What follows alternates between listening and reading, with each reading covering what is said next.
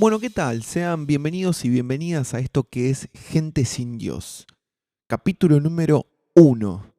Ya sé, hay muchos giles, hay muchos tarambanas que están diciendo, ¿cómo que capítulo número 1? Si bien yo escuché el capítulo pasado, dirían eso en un error garrafal, porque lo que escucharon anteriormente no fue un capítulo, sino un prólogo, dando paso a una modernidad podcastera que ni te cuento. Bueno, pasemos al título. La producción me trajo este título que es La búsqueda de la felicidad en tiempos desesperados. Y me dijeron, con esto nos vamos a llenar de guita. Yo lo dudo mucho, pero ojalá que sí. De todas maneras, el título tiene lo suyo y para que esto no sea un mero clickbait, vamos a darle sustancia a la cosa. Hoy vivimos en un tiempo donde se siente el olor a guerra. Las economías tambalean, hay crisis climática, hay crisis de sentido, una inteligencia artificial que avanza rapidísimo y no sabemos si va a ser nuestra aliada o nuestro reemplazo o se viene la próxima guerra contra las máquinas. Vivimos en un momento raro. Todo parece estar al punto de colapsar, pero al mismo tiempo todo sigue más o menos igual, como si estuviéramos anestesiados. Y en medio de ese volcán erupcionando, empiezan a florecer estos gurúes de la felicidad, estos coach influencers de la vida, esos que mientras todo parece arder, te dicen que la solución está dentro tuyo, que si sufrís es porque no estás meditando lo suficiente. Ah, ¿no sos feliz? Bueno, es porque no estás agradeciendo lo que tenés. A un pobre tipo, hay un pobre infeliz que apenas tiene un pan de ayer para masticar. Así que, ¿qué tal si no es tan simple? Y si en vez de mirar solo hacia adentro, tuviéramos que mirar alrededor. ¿Qué pasa cuando la filosofía se vuelve una autoayuda barata? ¿En qué momento dejamos de pensar juntos y empezamos a sobrevivir solos? ¿Es posible sobrevivir solo? Porque no solo se precarizan los trabajos, las vidas o incluso también los vínculos, se precariza también el pensamiento, se vuelve rápido, enlatado, digerible. Todos son soluciones en píldoras de 30 o 60 segundos. Se transforma en frase motivacional, en mantra vacío, en contenido para scrollear sin pensar. Y en medio de esa confusión, el dolor se individualiza y de repente todas las personas, cada quien, se vuelve responsable y culpable de su sufrimiento y se pierde la pregunta más importante. ¿Por qué estamos mal? ¿Qué estructuras, qué contextos, qué historias nos trajeron hasta acá? Para entender esto, mis queridos amigos, vamos a hacer un viaje al pasado, porque estos discursos no son nuevos. Ya estaban acá hace más de 2000 años, cuando el mundo también sufría una gran crisis, quizás una de las primeras grandes crisis del mundo moderno. Para entender esto, vamos a mirar al helenismo. El helenismo como periodo filosófico que se dio a finales del siglo IV antes de Cristo, para observar que lo que hoy se nos vende como novedad, como fórmula mágica de felicidad, ya fue pensado, vivido y discutido en otros tiempos de desesperanza y crisis. Y tal vez entender ese pasado nos ayude a ver mejor este presente y a dejar de comprar recetas individuales cuando los dolores son colectivos. Arrancamos. Primero vamos a tener que situarnos más o menos en esa época y entender por qué el mundo estaba en crisis entonces. Bueno, el motivo principal de esta crisis está dada por la muerte de Alejandro Magno, a sus 32 años. Muere de golpe en Babilonia. Y ustedes me dirán, ¿cómo un tipo de 32 años puede generar una crisis en el mundo? Bueno, justamente porque Alejandro Magno a sus 32 años había conquistado todo el mundo conocido. Todo el mundo civilizado estaba bajo el poder, bajo el gobierno de Alejandro Magno. Era visto como un semidios, era un tipo tocado por los dioses, con un aura mítica. Pero su muerte llegó sin ningún tipo de aviso y envuelta en misterios, en cosas raras. Algunos hablaban de fiebre, otros hablaban de envenenamiento, otros hablaban de que el tipo había tenido un cansancio mortal. Estaba cansado de tantos años ininterrumpidos de campaña militar. Porque el tipo, terreno que veía, terreno que conquistaba, ¿no? Tierra veo, tierra quiero. Famosísima frase de Alejandro Magno. También decir que Magno no era su apellido, sino un título honorífico. Dato que ustedes pueden tirar en una cita, ¿verdad? Cuando están ahí sirviendo el champán, arquean una ceja y dicen, ¿sabías que Magno no es el apellido de Alejandro Magno, sino que es un título honorífico? A mí nunca me funcionó, pero quizás a ustedes sí. ¿Quién sabe? Probar no cuesta nada. En fin, volvamos. Hay que entender que con él no solo se cae un rey, sino que se desarma un proyecto de mundo. Uno que había parecido posible. Porque Alejandro no solo andaba conquistando territorios, también imaginaba otra forma de imperio. El tipo la veía distinta. Tenía una visión, para su época, bastante moderna. Y para hoy también, ni te cuento. Pero esto es importante. Él no quería suprimir a las culturas que encontraba, sino integrarlas. Integrarlas. Fundaba ciudades con teatros griegos y templos persas. Se casaba con mujeres de Asia Central. Adoptaba costumbres locales. Se vestía con ropa de los pueblos de por acá y los pueblos de por allá. Respetaba a los dioses ajenos, a sus ritos, a sus lenguas. Y no por una actitud de buen tipo, sino porque creía que un imperio real no se impone por la fuerza, sino que se sostiene por el reconocimiento mutuo. Esto es lo que se llama sincretismo. ¿Qué quiere decir esto? Muy rápido. Quiere decir que yo voy a tu cultura, me encuentro que tenés dioses distintos y en vez de burlarme o decirte, no, estás diciendo cualquier cosa, el mío es el Dios verdadero, ¿qué hago? Integro tus dioses a mi panteón de dioses y de repente, cero drama, más dioses, mejor para mí, mejor para todos. Este tipo de pensamientos eran tremendamente modernos para la época. Imagínense que 1700 años más tarde, cuando los españoles vengan a América a conquistar, van a arrasar con los indios y con su manera de concebir el mundo y con sus dioses y su cultura y con todo. No van a tener un respeto por la cultura del otro y no van a tener esta idea de pluriculturalidad. Van a venir a decir, mi Dios es el posta, el tuyo es una berreteada, te voy a matar. Y hoy la historia muestra que no salió tan bien, ¿verdad? Bueno, volviendo a Alejandro Magno, hay que ver que si el tipo tenía esta muñeca, dato acá entre nosotros, era porque había sido instruido por Aristóteles, ni más ni menos. Había tenido de tutor a Aristóteles. ¿Algún día vamos a hablar de Aristóteles? Claro que sí. ¿Algún día vamos a seguir hablando de Alejandro Magno? Claro que sí también. Pero ahora a lo que nos atañe. Cuando muere Alejandro Magno, muere también esa idea de unidad, esa idea de mundo en la que parecía que se podía convivir sin aplastarse, que se podía hablar de una humanidad diversa, pero no enemistada. Y esa promesa de un mundo común se rompió en pedazos. Y lo que sigue es confusión, desarraigo, desplazamientos, guerras, porque los generales, que eran los diácodos, empezaban a disputarse pequeñas partes de ese territorio que era Alejandro Magno, lo cual trae muchísima incertidumbre.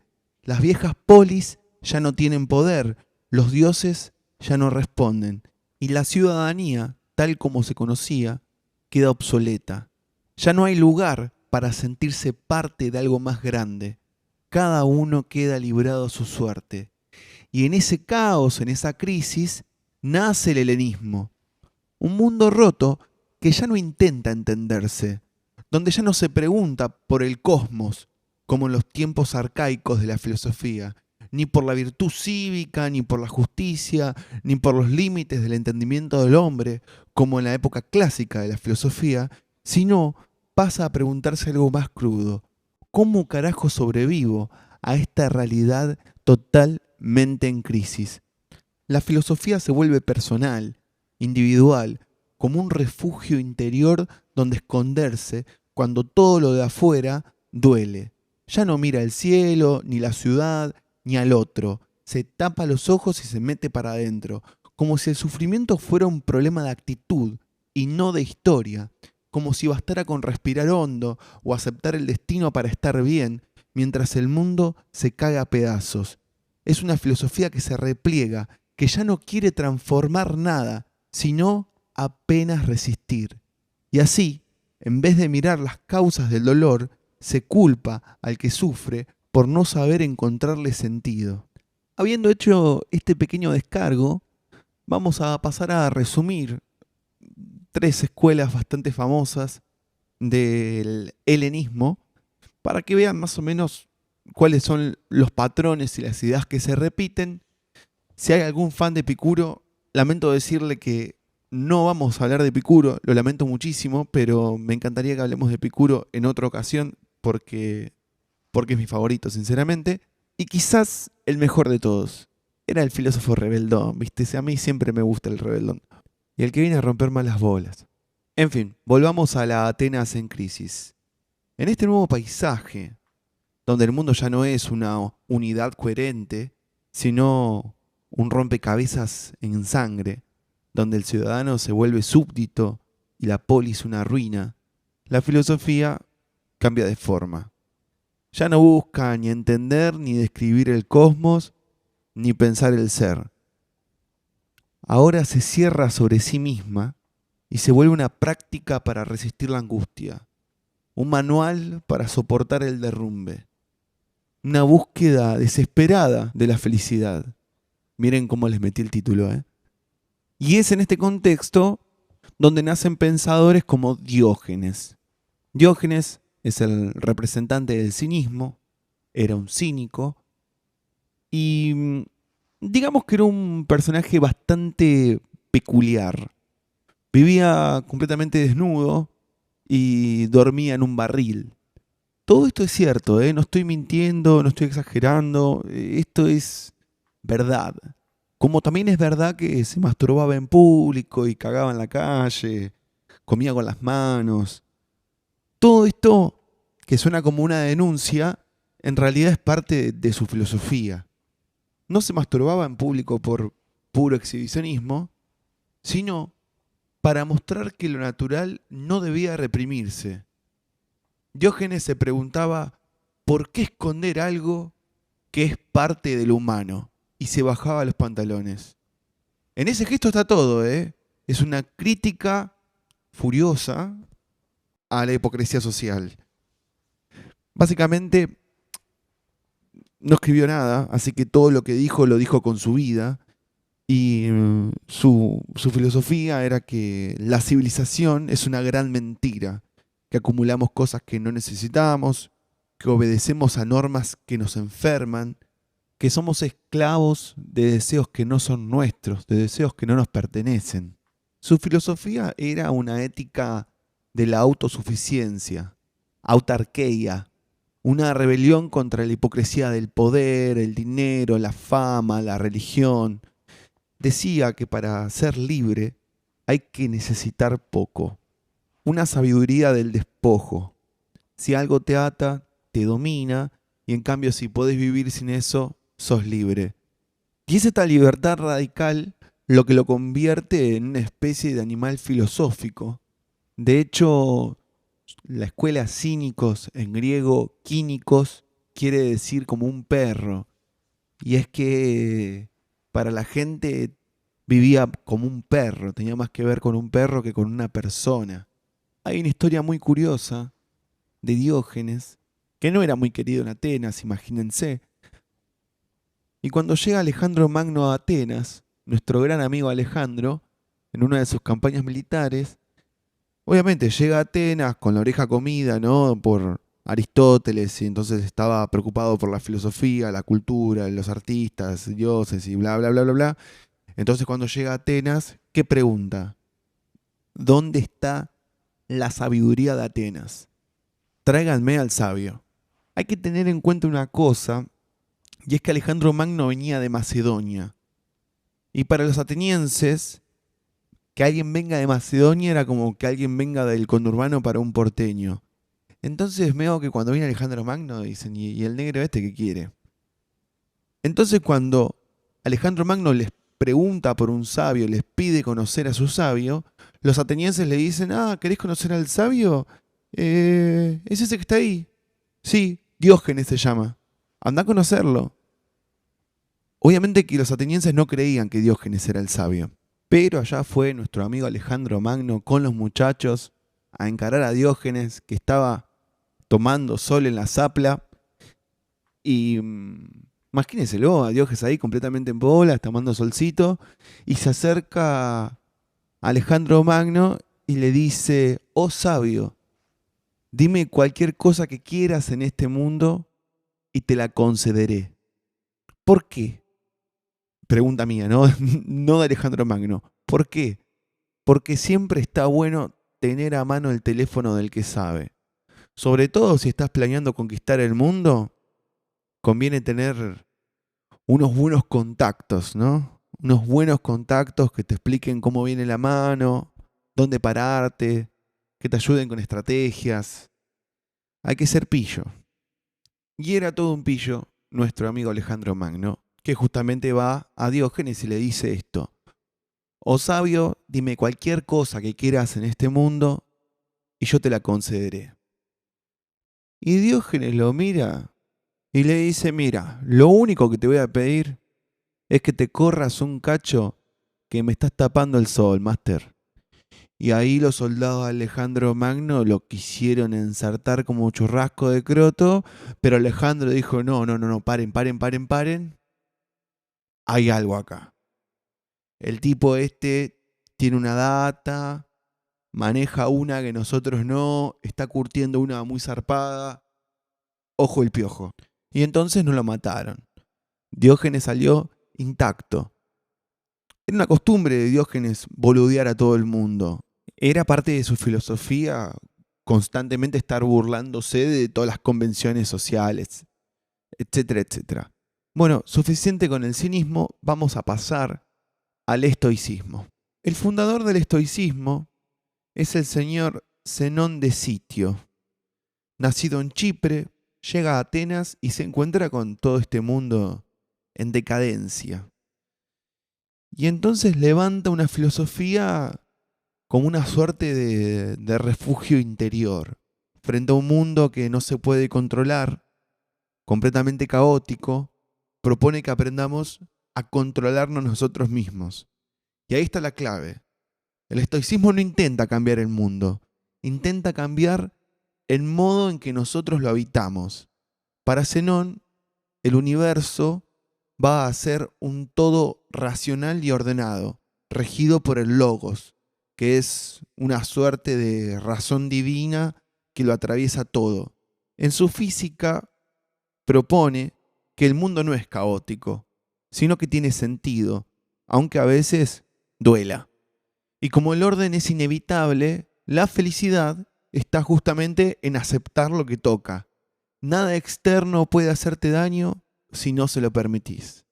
Lo que importa es la virtud, el dominio de uno mismo, la serenidad frente a la adversidad. De ahí sale el famoso, si te duele, bancatela. Esta propuesta ética se parece bastante al cristianismo, ¿viste? Esta cosa de persistir en el dolor o incluso la creencia de que el dolor tiene cierta ganancia, ¿no? El dolor tiene cierta dignidad. Dios le da las más grandes batallas a sus mejores guerreros. ¡Qué consuelo más miserable! Pero sin embargo, esta ética tiene algo de seductor, esta herramienta de supervivencia, porque te permite mantenerte firme cuando todo alrededor se derrumba. Y por eso debe ser un pensamiento que vuelve cada vez que hay crisis. Incluso en el mundo corporativo de hoy, el estoicismo es usado como una técnica de gestión emocional, de seguir hacia adelante. No hay que detenerse, prohibido parar, hay que seguir produciendo. Incluso si te estás cagando de hambre, hay que seguir laburando y tener que llegar puntual. Llegar puntual es más importante que tu propia vida. Se vuelve peligroso porque ¿qué pasa cuando esa serenidad de aceptación se transforma en resignación? Cuando aceptar lo que no depende de uno se convierte en aceptarlo todo, incluso la injusticia. Por lo tanto, el estoicismo puede resultar una herramienta útil, pero también limitada. Porque si lo único que podemos hacer es regular nuestras propias emociones, nos olvidamos que también podemos transformar el mundo. Pero eso parece no importarle a esta filosofía. Hay que aceptar el orden dado y quedarse ahí solo con la propia angustia y sobrevivir. Simplemente sobrevivir. Calladito la boca. Qué curioso que sea un pensamiento tan de moda en estos tiempos, ¿no? El silencio de los pobres debe ser el sueño mojado de los ricos. Pero bueno, en fin, por último tenemos a Pirrón, quien fue llevado junto con Alejandro Magno a la conquista de las Indias. Fue llevado en su campaña militar. Alejandro Magno le dijo, vos te venís conmigo porque sos un crack. Y había una especie de evento cultural, de acto, donde Alejandro Magno llegaba a una nueva tierra y traía al filósofo de turno, en este caso era Pirrón, y decía, dale Pirrón, mostrá tus sabidurías y mostrá a la gente lo que sabés. Y del otro lado, los indios también traían a uno de los suyos y de esa manera se conocían las culturas. En el caso de Pirrón en las Indias, le tocó enfrentarse contra un filósofo indio llamado Calano. Y el tema que les tocó debatir, como si fuese una suerte de pelea de gallos, fue el dolor. Y tenían que filosofar respecto al dolor. Entonces, bueno, arrancó nuestro amigo Pirrón filosofando respecto al dolor, 1 hora y media hablando del dolor y qué representaba el dolor en la vida del humano, bla, bla, bla, bla. Cuando Pirrón termina de dar todo su análisis y filosofía respecto al dolor, y Calano, sin mediar palabra, ordenó que se prepare una pira funeraria, que es una especie de hoguera, y dijo, el dolor es para los giles, y se hizo prender fuego delante de toda la gente. Esto lo hizo para demostrar un punto. Ojo, no estoy defendiendo ni a los suicidas ni a los pirómanos, que no se malinterprete, pero bueno, básicamente dicen que no mostró ninguna prueba de dolor, ninguna manifestación de dolor, y como demostrar que el dolor es una falsedad, es una cuestión que está en la mente. Y es con ese pensamiento que va a nacer el escepticismo. O sea, Pirrón queda tremendamente afectado por esto y cuando vuelve a Grecia dice, gente, acá traigo las nuevas. Chequéense esta. Nada se puede afirmar con certeza. Pa, todos los griegos de culo con eso. Un pensamiento bastante desestabilizador. Toda afirmación puede ser refutada. Todo juicio es relativo. No podemos afirmar si algo es bueno o malo, verdadero o falso. Y frente a eso, la única salida es suspender el juicio. La famosa epogé. Y así vivir, también, pensamientos similares, sin aferrarnos a nada. Esta suspensión del juicio vendría a ser una especie de libertad, porque lo que perturba al ser humano, según Pirrón, no son los hechos, sino la creencia que tenemos sobre los hechos. Si no afirmas nada, no te atás a ninguna idea absoluta. Entonces nada te puede afectar. Lo cual es un problema, porque si no te puede afectar lo malo, tampoco te puede afectar lo bueno. Pero bueno, de este modo se alcanzaba la ataraxia, que es la calma profunda del alma que te separa del sufrimiento. Un experto en la ataraxia era el amigo Calano, que el tipo se prendía a fuego y ni mosqueaba. Respecto a la física y a la metafísica de Pirrón, eran completamente nulas, ya que Pirrón no dice cómo es el mundo, ni qué hay detrás, ni cómo está creado, ni nada de eso, no porque no le importe, sino porque para él no podemos saberlo. Su pensamiento es como una especie de limpieza. Hay que despejar todo lo que se cree para llegar a un silencio interior, una ética de la duda. El problema con esa duda es que puede convertirse en indiferencia, porque si todo es relativo, ¿por qué nos vamos a comprometer? ¿Por qué actuar? Entonces el escepticismo ofrece este alivio frente al agobio de no entender nada, pero también es como un paralizante, porque si no hay certeza, tampoco hay causas comunes, ni verdades compartidas, ni luchas colectivas. No hay un otro, solo hay uno. De lo único que sabe o más o menos puede intuir es de su propia existencia. Una filosofía del yo. El otro no existe. Y acá llegamos al corazón del problema. Estas filosofías que nacen en el medio del derrumbe, tan lúcidas por momentos, no llaman a cambiar el mundo, llaman a resistirlo. No proponen crear algo nuevo, sino soportar lo que ya está dado. Nos invitan a acomodarnos en el dolor, a hacerlo habitable, a anestesiar el grito del corazón con la razón. Esa búsqueda constante de dignidad en el sufrimiento no es poca cosa, pero tampoco es suficiente.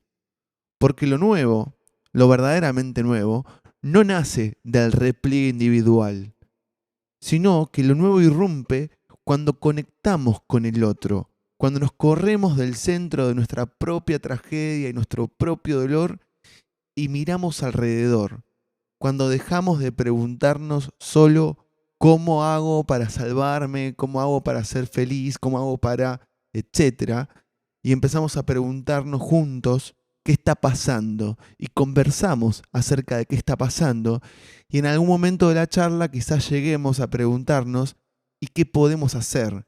Y ahí es donde nace la historia, ahí es donde se mueve el mundo, en el encuentro, en la tensión compartida, en la conversación que no se puede controlar, en esa mano que se extiende cuando todo tambalea. Ahí está el fuego, ahí está la chispa. En cambio, permanecer sobregirado en el propio yo es repetir el mismo bucle una y otra vez. Es encerrarse en una jaula de espejos. Es supervivencia, pero no es vida. Es repetición. Y la repetición es la muerte. Las filosofías que dejen de lado nuestro vínculo con los otros y que renuncien a imaginar nuevos mundos en común, quizás puedan enseñarnos a aguantar mejor o a gestionar mejor el dolor, pero nunca a una búsqueda de plenitud. Por eso, hoy más que nunca, es necesario salir del pedo mental del ego e ir al encuentro con el otro, porque como bien dice mi amigo Juan Salvo, nadie se salva solo, porque la historia, la revolución, el amor y la alegría siempre fueron, son y serán con, por y para un otro.